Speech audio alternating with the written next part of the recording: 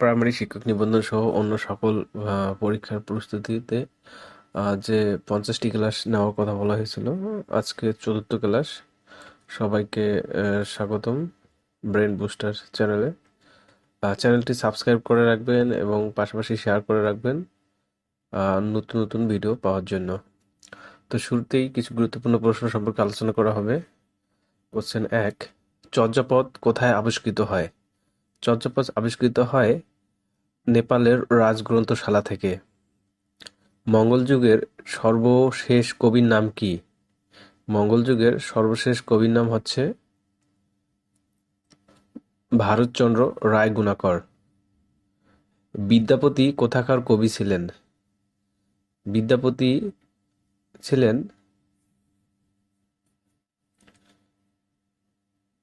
মিথিলার কবি। বিদ্যাপতি কোথাকার কবি ছিলেন? বিদ্যাপতি মিথিলার কবি ছিলেন। শ্রীকৃষ্ণ কীর্তন কাব্যের বড়াই কি ধরনের চরিত্র?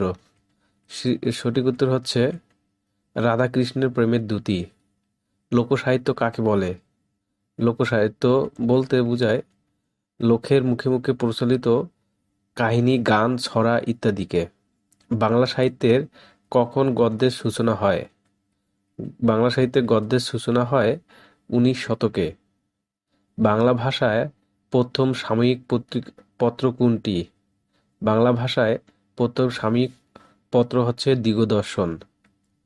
ইয়ং বেঙ্গল কি? ইয়ং বেঙ্গল ইয়ং বেঙ্গল হচ্ছে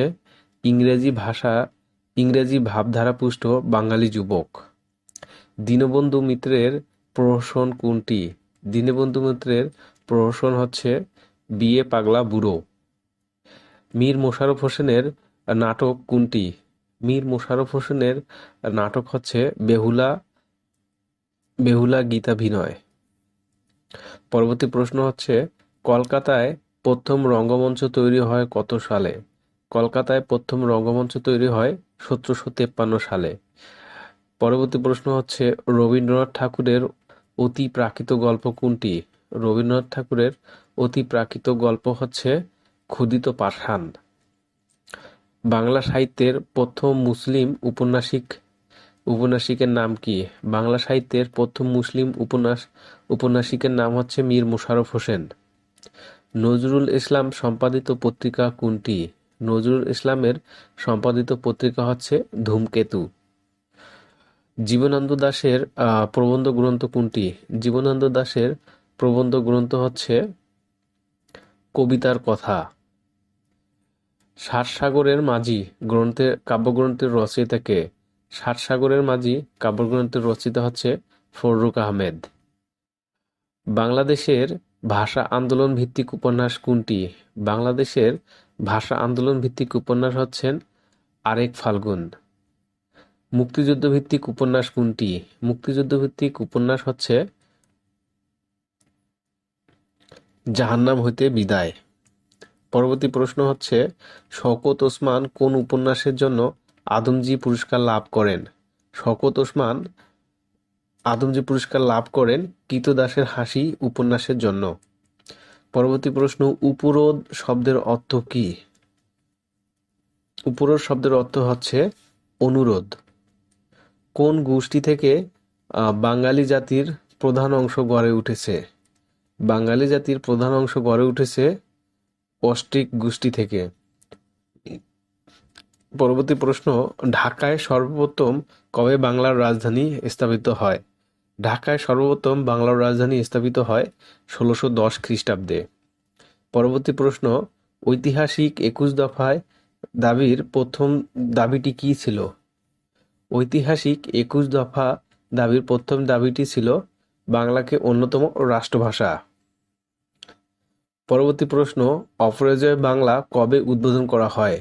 অপরাজেয় বাংলা উদ্বোধন করা হয় 16 ডিসেম্বর 1979 সালে। পরবর্তী প্রশ্ন জাতীয় স্মৃতিসৌধের উচ্চতা কত? জাতীয় স্মৃতিসৌধের উচ্চতা হচ্ছে 46.5 মিটার।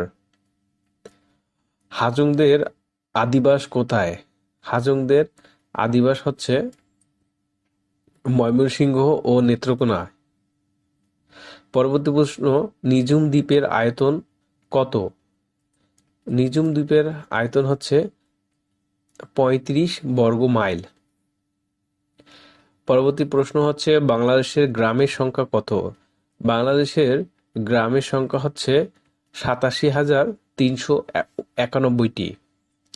বাংলাদেশের প্রথম জাতীয় সংসদ নির্বাচন কবে হয়? বাংলাদেশের প্রথম জাতীয় সংসদ নির্বাচন হয় ৭ই মার্চ ১৯৭৩ সালে। বাংলাদেশের সবচেয়ে ছোট ইউনিয়ন কোনটি? বাংলাদেশের সবচেয়ে ছোট ইউনিয়ন হচ্ছে সেন্ট মার্টিন। পরবর্তী প্রশ্ন হচ্ছে যুক্তরাষ্ট্রের সিনেটের মোট আসন সংখ্যা কত? যুক্তরাষ্ট্রের সিনেটের মোট আসন সংখ্যা হচ্ছে ১০০টি। পরবর্তী প্রশ্ন ফেয়ারফ্যাক্স কি? ফেয়ারফ্যাক্স হচ্ছে একটি গোয়েন্দা সংস্থা। পরবর্তী প্রশ্ন নাসা এর সদর দপ্তর কোথায় অবস্থিত? নাসা এর সদর দপ্তর ইউএসএ ওয়াশিংটন ডিসিতে অবস্থিত। পরবর্তী প্রশ্ন দক্ষিণ আফ্রিকা কত বছর শ্বেতাঙ্গ শাসনে ছিল? দক্ষিণ আফ্রিকায় শ্বেতাঙ্গ শাসন করেছিল মোট ৩৪২ বছর। পরবর্তী প্রশ্ন বসনিয়ার যুদ্ধবিরতির স্বাক্ষরের মধ্যস্থতাকারী কে? বসনিয়ার যুদ্ধবিরতি স্বাক্ষরের মধ্যস্থতাকারীর নাম হচ্ছে জিমি কার্টার। পরবর্তী প্রশ্ন হচ্ছে ফ্রান্সের বর্তমান প্রেসিডেন্টের নাম কি? ফ্রান্সের বর্তমান প্রেসিডেন্টের নাম এখানে দেওয়া নাই, এর সঠিক উত্তর হচ্ছে এমানুয়েল ম্যাকো। পরবর্তী প্রশ্ন হোয়াংহো নদীর উৎপত্তি স্থল কোথায়? এটা একটি গুরুত্বপূর্ণ প্রশ্ন। হোয়াংহো নদীর উৎপত্তি স্থল হচ্ছে কুয়েন লুন পর্বত। সঠিক উত্তর হচ্ছে কুয়েন লুন পর্বত। পরবর্তী প্রশ্ন হচ্ছে মেক্সিকো ও যুক্তরাষ্ট্র বিভক্তকারী সীমারেখা কোনটি? মেক্সিকো ও যুক্তরাষ্ট্র বিভক্তকারী সীমারেখা হচ্ছে সনোরা লাইন। সঠিক উত্তর হচ্ছে সনোরা লাইন। পরবর্তী প্রশ্ন হচ্ছে ইউরোপের ককপিট বলা হয় কোন দেশকে? ইউরোপের ককপিট বলা হয় বেলজিয়ামকে। পরবর্তী প্রশ্ন হচ্ছে বিশ্বের কোন দেশের সাক্ষরতা হার ১০০ পাচ্ছেন? বিশ্বের সাক্ষরতা হার ১০০ পাচ্ছেন হচ্ছে লিথুনিয়ায়। পরবর্তী প্রশ্ন হচ্ছে রেফ্রিজারেটরের কম্প্রেসরের কাজ কি? রেফ্রিজারেটরে কম্প্রেসরের কাজ হচ্ছে ফ্রেয়নকে ঘনীভূত করা। সঠিক উত্তর হচ্ছে ফ্রেয়নকে ঘনীভূত করা। পরবর্তী প্রশ্ন হচ্ছে কোনো শব্দ শোনার পরে কত সেকেন্ড পর্যন্ত এর রেস্ট আমাদের মস্তিষ্কে থাকে? কোনো শব্দ শোনার পরে এর রেস্ট আমাদের মস্তিষ্কে থাকে ০.১ সেকেন্ড পর্যন্ত। পরবর্তী প্রশ্ন হচ্ছে টেপ রেকর্ডার এবং কম্পিউটার স্মৃতির ফিতায় কী ধরনের চুম্বক ব্যবহার করা হয়? টেপ রেকর্ডার এবং কম্পিউটার স্মৃতির ফিতায় স্থায়ী চুম্বক ব্যবহার করা হয়। পরবর্তী প্রশ্ন হচ্ছে টেলিভিশনে রঙিন ছবি উৎপাদনের জন্য কয়টি মৌলিক রং ব্যবহার করা হয়? টেলিভিশনের মৌলিক রং উৎপাদনের জন্য ৩টি মৌলিক রং ব্যবহার করা হয়। টেলিভিশনের রঙিন ছবি উৎপাদনের জন্য ৩টি মৌলিক রং ব্যবহার করা হয়। পরবর্তী প্রশ্ন হচ্ছে পৃথিবীতে কখন ল্যাপটপ কম্পিউটার প্রবর্তিত হয় এবং কোন কোম্পানি এটি তৈরি করে? পৃথিবীতে প্রথম ল্যাপটপ কম্পিউটার প্রবর্তিত হয় ইপসন ১৯৮১ সালে। পরবর্তী প্রশ্ন হচ্ছে যে যন্ত্রের সাহায্যে পরবর্তী উচ্চ বিভবকে নিম্ন বিভবে এবং নিম্ন বিভবকে উচ্চ বিভবে রূপান্তর করা হয় তার নাম কি? যে যন্ত্রের সাহায্যে পরবর্তী উচ্চ বিভবকে নিম্ন বিভবে এবং নিম্ন বিভবকে উচ্চ বিভবে রূপান্তর করা হয় তার নাম হচ্ছে ট্রান্সফরমার।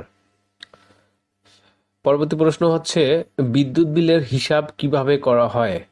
বিদ্যুৎ বিলের হিসাব ব্যবহার করা হয় কিলোওয়াট ঘন্টায়। পরবর্তী প্রশ্ন হচ্ছে কোনটি পানিতে দ্রবীভূত হয় না? পানিতে দ্রবীভূত হয় না, সঠিক উত্তর হচ্ছে ক্যালসিয়াম কার্বনেট। পরবর্তী প্রশ্ন হচ্ছে পারমাণবিক চুল্লিতে তাপ পরিবাহক হিসেবে কোন ধাতু ব্যবহার করা হয়? সঠিক উত্তর হচ্ছে পারমাণবিক চুল্লিতে তাপ পরিবাহক হিসাবে সোডিয়াম ধাতুর ব্যবহার করা হয়। পরবর্তী প্রশ্ন হচ্ছে চা পাতায় কোন ভিটামিন থাকে? আমরা চা পাতা সবাই খাই, চা পাতায় যে ভিটামিন থাকে এটা অনেকেই জানি না। চা পাতায় থাকে ভিটামিন বি কমপ্লেক্স। সঠিক উত্তর হচ্ছে ভিটামিন বি কমপ্লেক্স চা পাতায় থাকে। পরবর্তী প্রশ্ন হচ্ছে উদ্ভিদের পাতা হলদে হয়ে যায় কিসের অভাবে? সঠিক উত্তর হচ্ছে উদ্ভিদের পাতা হলদে হয়ে যায় নাইট্রোজেনের অভাবে। পরবর্তী প্রশ্ন